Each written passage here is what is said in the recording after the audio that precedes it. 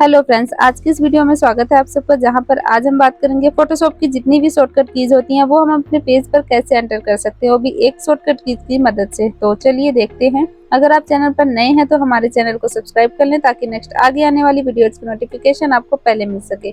तो बिना किसी देरी की शुरू करते हैं हम इस वीडियो को। सबसे पहले हमने यहाँ से फोटोशॉप ऑन करना है।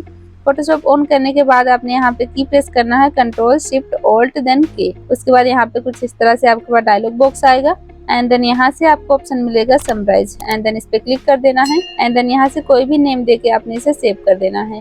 सेव करने के बाद आप यहाँ पे देख सकते हो कुछ इस तरह से जितनी भी फोटोशॉप की शॉर्टकीज है वो आपको इस तरह से दिख जाएंगी पेज पर ही। तो आई होप फ्रेंड्स आपको वीडियो अच्छी लगी होगी। अगर आपको वीडियो अच्छी लगे तो लाइक एंड शेयर करना ना भूलें। मिलते हैं ऐसे ही एक नई वीडियो में एक नए टॉपिक के साथ। तब तक के लिए धन्यवाद।